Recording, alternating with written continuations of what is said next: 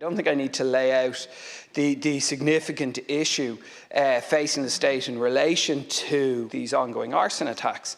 But I think there is an issue here in that I don't believe that we are taking them seriously enough. I don't believe the Gardaí are taking them seriously enough, because I think we need to look at not just the individual cases, but the systemic problem that it points to behind that.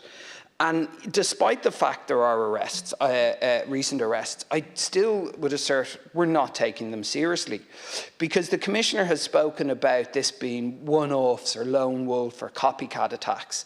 I think his exact words were something like there's no guiding hand. But there is a clear systemic pattern here where there are a small group of people who are pointing out new centres, who are pointing out centres that are being prepared for use, and within days they are set on fire.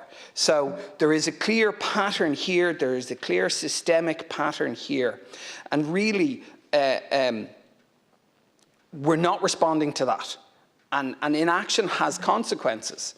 Because last February, there was a group of protesters standing outside a Garda station openly calling for arson, openly calling for arson, to significant cheers and applause from the crowds. And that was last February. And since then, we've had fires and arsons in Buncrana, in Sandwich Street, in Buncrana again, in Ballincollig, in Ballybrack, Sherrard Street, Fermoy, the Holiday Inn off O'Connell Street, Finglas, Rosslare, Roscahill in Galway, Ringsend, Sandyford, Lanesborough, Crooksling and Leixlip. So and there's more even happened before that. So really there is a systemic issue here that the Gardaí are just not facing up to. In their own statements, they have dismissed any kind of organisation behind here where there is a clear pattern. And the reality is that this pattern and this organisation behind these attacks is ultimately a threat to our democracy. It's the same group of people that is assaulting TDs out here. It is the same group of people that is currently targeting and fingering the IPAS applicants sleeping rough on the streets of Dublin. You know, so there is threats, there is danger here, not just in individual cases, but in a systemic way. As I say, it represents a complete breakdown in law and order, and it is deeply, deeply frustrating, but also deeply, deeply dangerous that the Gardaí do not see the pattern here, that they do not acknowledge that this is a wider issue that needs a significantly stronger response. And certainly, you know, when Commissioner Harris was in the Justice Committee, and I raised this with him, you know, he said very concerning things. He said, among other things, oh, well, we're not up on their networks. But the reality is, this is all being done in public, on Facebook, on Telegram. It's all being done in public. These people are proud of what they have done and are bragging about it. And if we can't find the evidence or the patterns in public statements that people are bragging about, that's very, very concerning for the state of Gardaí. Thank you.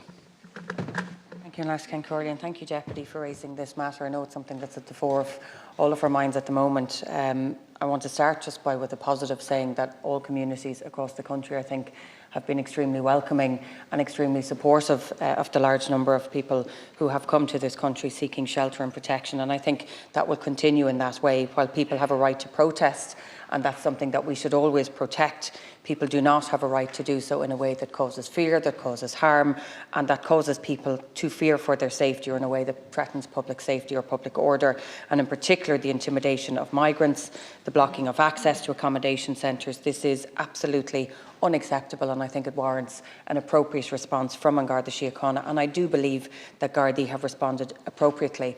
I think it's important to point out that there are many people at protests where they do not and are not the ones that escalate to violence, are not the ones that escalate to a situation where arson has been committed. And there is a line there that Gardaí have to try and look at. Who is saying what? Do they cross a threshold? Is it a criminal threshold? Where is this damaging or where is this hurtful or harmful language, as opposed to then where actual acts are taking place. So all of this work has to be done, and I want to assure the Deputy that the Gardaí does monitor this type of behaviour. They monitor the protests, they monitor what's been said online, but in order to get prosecutions you need to have a huge amount of evidence. If we look at last year alone, there were over 800 protests that were monitored by An Garda Síochána. In the Diarmore region alone you had 430 protests. In those in Dublin alone you had 43 arrests, 32 of them were during the protest, but you had 11 afterwards. So while it might not seem like something is happening at the time or on the day, there is work that happens after that. You also have Gardaí being proactive, looking online, and I'll give you an example. Only last night I spoke to someone in my own constituency who has a property, and that property has been targeted by these online individuals saying that people were coming down who were seeking international protection. The Gardaí actively came to him and said, we have seen this online, you need to make sure that your property is secure and we can support you in doing that. But we have to be realistic here as well. It's not possible for Gardaí to manage and to stand outside every single vacant property in the country, and I think you agree with that. What we have to make sure is that where situations arise, Gardaí have the resources available to them to make sure that they can conduct the investigations.